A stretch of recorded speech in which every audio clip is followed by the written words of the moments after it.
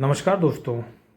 जब भी हम लोन डिफ़ॉल्ट करते हैं तो हमारे मन में एक क्वेश्चन आता है कि कंपनी मिनिमम कितने रुपए पर आपके ऊपर केस फाइल कर सकती है। देखिए, कंपनी के पास राइट है, वो चाहे तो 1,000 रुपये के लिए भी केस कर सकती है, चाहे तो वो जितना भी अमाउंट आपका हो, 1 लाख हो, 2 लाख हो, 50,000 हो, सब पे कंपनी केस लीगल रूप से उसके पास राइट है केस करने का। लेकिन फिर भी कंपनी छोटे अमाउंट पे केस नहीं करती।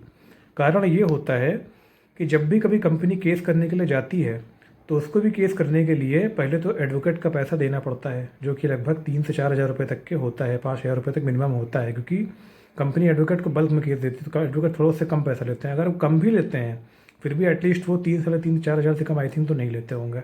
ठीक है। दूसरी बात है, जब वो कोर्ट में केस फाइल कर रही है तो कोर्ट की कुछ अपनी भी लीगल फीस होती है, जो कि 1,000 से लेकर 5,000 के बीच में वेरी करती है। पर्सनल लोन के लिए, क्रेडिट कार्ड में तो अलग होती है, उसकी बात नहीं कर रहे हैं। पर्सनल लोन के लिए क्रेडिट कार्ड में तो परसेंटेज वाइज होती है ना। हर कोर्ट का अलग परसेंटेज होता है। जितना भी आपका क्रेडिट कार्ड का बकाया अमाउंट है उसका 10 से 20% तक के कोर्ट फीस लेती है अपनी। ठीक है। तो अगर कंपनी किसी छोटे अमाउंट के लिए केस फाइल करती है, लेट से 30,000 के अमाउंट के लिए कंपनी अगर केस फाइल करेगी, है ना। अब 30,000 के लिए अमाउंट जब वो केस फाइल करेगी तो आप उससे सेटलमेंट कराओगे।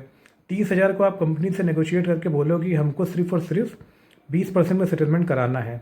अब 30,000 का 20% कितना हुआ? मात्र 6,000 रुपये। आप कंपनी से 6,000 रुपये दे के सेटल आप हो रहे हो। हम कहते हैं अगर आप 30% भी करा रहे हो तब भी आप 10,000 रुपये दे के कंपनी को सेटलमेंट आप कर रहे हो। ठीक। कंपनी को आपसे कितना मिला? 10,000 रुपये।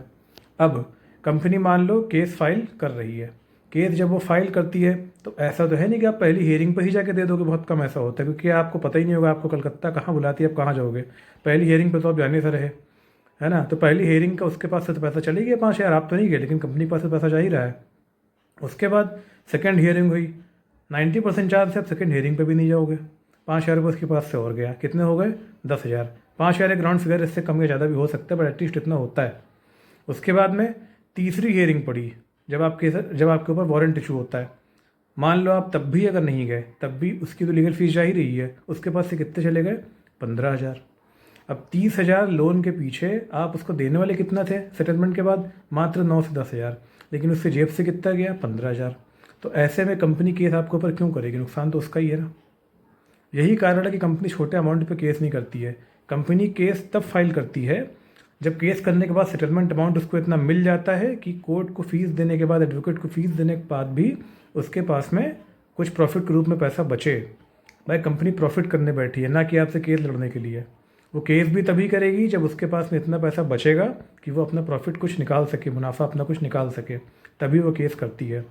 तो इस अकॉर्डिंग अगर देखा जाए तो आपका लोन अमाउंट अगर 30,000 के ऊपर है, अप्रॉक्स 35,000 40,000 उसके ऊपर जितना भी है, तब चांसेस है कंपनी आपके ऊपर केस करेगी। वरना फिलहाल 30,000 या उससे कम के लिए कंपनी केस नहीं करती है। कारण मैंने आपको बता दिया, क्योंकि उसके पास से भी काफ़ी पैसा हियरिंग में या तो जो भी लीगल फीस है, एडवोकेट की फ़ीस है, वो हर बार देनी पड़ती है उसको। इसके साथ साथ क्या होता है, एक पैसा कंपनी को और भी देना पड़ता है। जब भी आपकी चेक कोई बाउंस होती है, आपके पास से ECS चार्ज बैंक काटता है, इसी तरह से कंपनी के अकाउंट से भी पैसा कटता है ECS का। आपकी चेक अगर बाउंस हुई है तो रिटर्न, आपका चेक अगर रिटर्न हुआ है तो कंपनी के अकाउंट में भी उसका पैसा डेबिट करवाना पड़ता है। कंपनी के अकाउंट में भी पैसा उसका लगता है। तो कंपनी के ऊपर समझ लो प्रेशर हर तरह से है, वो अपना लॉस कंपनी नहीं कराएगी। इसलिए कंपनी सिर्फ उन्हीं अमाउंट पे केस करती है जिसमें उसका कुछ प्रॉफिट हो, अदरवाइज़ वो नहीं करती है। तो अगर आपको वीडियो अच्छी लगी, कुछ इसमें नॉलेज आपको मिली, तो आप प्लीज़ इसको शेयर कीजिए, मेरे चैनल को सब्सक्राइब कीजिए। Thank you.